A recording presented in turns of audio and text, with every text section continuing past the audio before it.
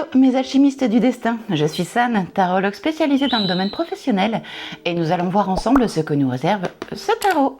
Nous avons ici le fameux tarot interdit, les contes interdits, de Nathaniel Dunhaven. Désolée pour la prononciation, je ne sais pas si je le prononce correctement. Donc c'est un tarot que j'attendais avec tellement d'impatience pour Halloween. Je vais vous dire concrètement ce que j'en pense. Ne brûlons pas les étapes. On va commencer par les dimensions. Nous avons ici du 16,5 cm par 13 cm et 6 cm pour l'épaisseur. Nous allons voir le poids ensemble de ce bébé. Voilà. 694 grammes, c'est pas rien, hein. Voilà, donc nous avons une belle introduction, hein, ça nous donne envie, hein, clairement, pour Halloween. Waouh, on se dit, oh là là, qu'est-ce que nous réserve ce fameux tarot. Il est au prix de 26 €, les éditions Contredire pour ce tarot. Je n'allais pas dire fabuleux parce que franchement, je suis vraiment déçue, vous allez voir pourquoi. Nous avons donc plongé dans la profondeur des contes interdits. Waouh! Motivant, hein. Franchement on y va, hein. On a un livre de 336 pages, 78 cartes de tarot, donc il n'y a pas de cartes complémentaires. Je me suis dit, un livre de 336 pages, sérieusement, on va en apprendre sur les contes, mais alors un truc de fou, hein. On y va, on ouvre, donc il y a 2 encoches pour retirer plus ou moins facilement la boîte, donc voilà, l'intérieur pourpre, sympa, joli, hein. Sympatoche. Le fameux livre, il y a de quoi faire, hein. Alors, concrètement, il est en couleur, je vais vous montrer les jolies couleurs, voilà, on verra après par la suite. Nous avons le fameux jeu, avec une espèce d'emboîtement blanc. On va regarder les cartes après, voilà. Nous avons le fameux livre. On commence. Nous avons ici un livre très agréable au toucher, soit dit en passant, hein, très sympa. On a ici le sommaire. On a donc voilà l'introduction, histoire et inspiration.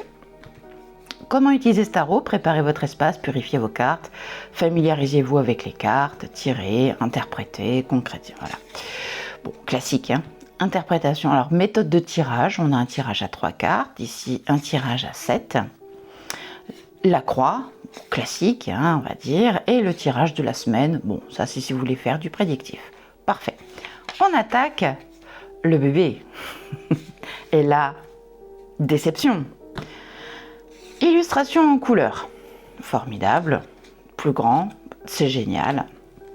Le numéro, le fou, le compte, le bonhomme 7 heures. Génial. Mais qu'est-ce qu'il nous dit, ce bonhomme 7 heures? Concrètement, il vient de quel conte? Et il parle de quoi? D'où il vient? Quel pays? Quel folklore? Qu'est-ce qui représente le fou, concrètement, dans ce conte? Eh ben, on ne sait pas. On ne sait pas. On n'en sait rien. Ici, on a juste l'interprétation. Le fou, c'est le nouveau départ, la spontanéité, l'innocence, la confiance. Ça vous rappelle quelque chose? Bah, concrètement, c'est l'illustration traditionnelle du bon vieux fou, du Rider-Waite-Smith. Ici, nous avons à l'envers, formidable. Allez, l'imprudence, l'insouciance, l'indécision, le danger caché. Ça vous rappelle rien? Bah si, concrètement, le fou à l'envers pour le Rider-Waite-Smith. Ici, nous avons le fou en tant que première carte des arcanes, est souvent vu comme un voyageur spirituel qui commence son voyage à travers le tarot. Classique, jusque-là on a compris. Il nous rappelle l'importance de rester ouvert aux nouvelles expériences et de ne pas avoir peur des risques pour réaliser nos rêves. Et le bonhomme 7 heures, on en parle quand? Quand est-ce qu'on en parle? Alors vous allez me dire, oui mais ça c'est un support pour faire des recherches sur ce fameux bonhomme. D'accord. Concrètement si on veut, on passe à le magicien. Odette Leblanc. Et bien pareil, voilà, créativité, début de projet, confiance en soi, ressources et outils. Interprétation à l'envers et l'interprétation traditionnelle. On a une petite note à chaque fois, c'est sympatoche quand on veut s'en servir. Et on est parti pour la prêtresse. La sorcière de réponse pour la prêtresse. Ok. Bon, réponse, on a tous vu le dessin animé, donc on peut s'y retrouver. Ok. Et il y a, voilà, le géant verdier. Qui c'est ce brave homme? On sait pas. On sait pas. C'est l'empereur. Donc bon, bah, en fait, avec ce jeu, il faut se référer à la signification traditionnelle. L'empereur, c'est l'autorité, la tradition, voilà, la stabilité, la responsabilité, la discipline. That's all. Ok. Mais c'est pas le pompon. Regardez les cartes mineures. Ouais, les cartes mineures. Voilà.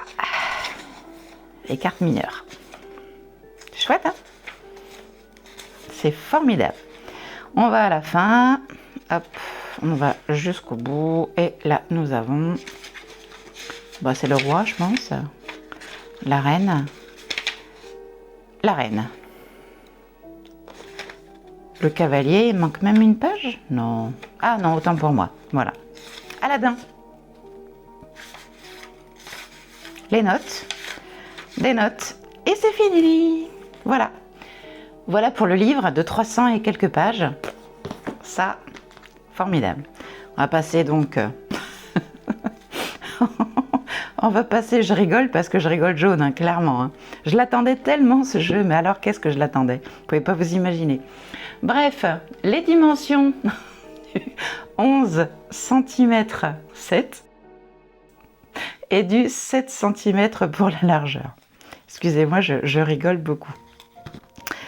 On y va, c'est parti. Alors, nous avons le fameux fou, on a compris, avec le bonhomme des 7 heures. 7 heures. Le magicien, Odette Leblanc. La prêtresse, avec la sorcière de réponse. Elle a pris cher, Clochette, hein? L'empereur, le géant verdier. Le hiérophante, avec Shogun. Donc là, vous allez me dire, bah oui, mais il faut aller chercher l'information sur le fameux Shogun et comprendre pourquoi on l'a mis en hiérophante. Ouais. Concrètement, je suis tellement déçue que je n'ai pas envie du tout d'aller chercher qui que ce soit. Isabelle pour l'amoureux, avec un petit crocodile. Voilà, un crocodile sur l'amoureux, si tu veux. Le chariot avec la petite sirène.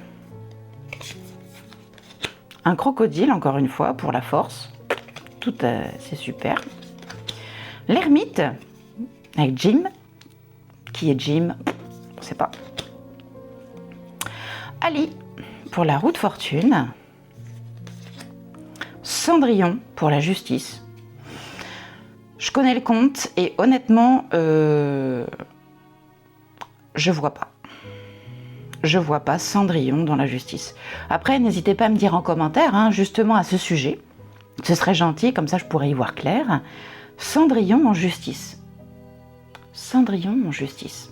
Pour vous, qu'est-ce que ça représente? Est-ce que vous pouvez m'éclairer sur ce point? Ce serait très gentil de votre part. Ici, on a Ichabod Crane avec le pendu. Encore un personnage inconnu pour moi. La mort avec la princesse au petit pois. Harry Potter, mais non, c'est pas Harry Potter. Le magicien d'Oz. C'est marrant, je le voyais pas comme ça, moi, le magicien d'Oz, mais bon, pourquoi pas. Alors là, par contre, c'est très comique. Hein. Le diable, c'est le prêtre. Très logique. Voilà, c'est très logique. La tour avec Margot et Jeannot. L'étoile avec Cam. Qui est Cam? On ne sait pas. La lune avec le vilain petit canard. C'est marrant, je ne l'aurais pas illustré comme ça, moi, le vilain petit canard. J'aurais vu plus animal. Avec la lune. Le soleil avec boucle d'or. Bon, oui, là, c'est cohérent. Là, je suis d'accord. Je suis d'accord. Peter Wolf pour le jugement. Je ne sais pas qui c'est. Le monde avec Kay. Pas qui c'est non plus. Voilà. Et ensuite, on passe au mineur. L'as de bâton. Le 2. Alors, je vais pas... Hein, on avance. Le 5, le 6, le 10. C'est les mêmes, en fait. Il y a juste une allumette en plus. Voilà. Le valet d'allumettes avec le petit poussé. de Denis. Je sais pas qui c'est. La petite fille aux allumettes pour la reine. Bon, ouais. Le roi d'allumettes avec Patrick Nocchio. Pas qui c'est non plus. Ensuite, alors, As d'esprit, le 2, le 4, vous avez compris l'idée. Il est dans l'ordre, hein, le 8. Voilà, blablabla, le 10. Super. Ensuite, le valet. Les 7 nains. Ils ressemblent vachement à des nains. C'est vrai que c'est bluffant. C'est impressionnant. Voilà. Le cavalier d'esprit avec Simeon Kovac. Ouais. Qui c'est? Surprise. Baba Yaga. Je la voyais pas comme ça, hein, cette chère reine Baba Yaga. Scrooge avec le roi. L'as. Et on est reparti, hein, le 2, le 3, vous avez compris l'idée. Un bleu, bleu, bleu. Voilà. Alors que je dépasse pas le plus important. Voilà, on repasse au personnage de cour. Ici avec le valet de coupe. Nilfrog. Ok. En dehors du fait qu'il soit sexy, il n'y a pas grand chose. Le cavalier de coupe avec Dr. Ward. Ok. Blanche-Neige. Bah pareil, elle a pris cher, Blanche-Neige. Hein. Krampus pour le roi de coupe. Ok. On est reparti pour les deniers, hein. Bleu, bleu, 3, 3, 4, 4, 5, 6, 7, 8, blabla. Hop là. Et on termine avec le valet de membre et casse-noisette. Ok. Hook. D'accord. Ursula. Et Aladdin. Parce que franchement, c'est franchement qui ressemble à quelqu'un d'oriental. Franchement. On dirait plutôt un boxeur. Voilà. Non seulement je m'identifie pas du tout, mais alors pas du tout aux illustrations. On comprend pas. Oui, c'est une carte supplémentaire, enfin un truc pour protéger. Bon, c'est bien vu, au moins ça protège dans le paquet. Voilà. Donc, les tranches sont dorées. J'ai oublié de vous le préciser. Je vous ai pas montré le dos. Voilà. Ouais. C'est pas du tout en corrélation avec le côté interdit de la chose. Je suis vraiment déçue. Je suis mais vraiment déçue. Je m'attendais à tellement de quelque chose de formidable depuis le temps qui faisait la promo comme quoi il sortait aujourd'hui.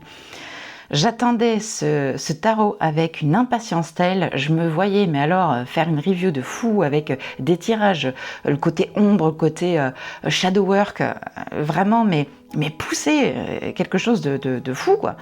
Là, non, je suis désolée, je comprends pas. Alors, je vais même pas battre les cartes, hein. Je vais le ranger comme ça, pour tout vous dire. Je vais vous montrer encore quelques types du livre, parce que c'est quand même le but. Je vous laisse lire, si vous voulez, par exemple, la carte de l'étoile, qui est ma carte favorite en règle générale. Voilà, donc on ne sait pas qui est Cam, mais voilà. Donc c'est l'inspiration, l'espoir, la guidance, voilà. Si vous voulez regarder à nouveau, voilà, la lune, le vilain petit canard, avec l'intuition, le subconscient, l'illusion, le mystère, l'émotion profonde. Concrètement, je vois pas en quoi ça représente ce fameux petit conte du vilain petit canard, le pauvre gars. Mais bon, voilà. Je déplore, mais alors je déplore totalement le fait qu'il n'y ait aucune notion des contes en question.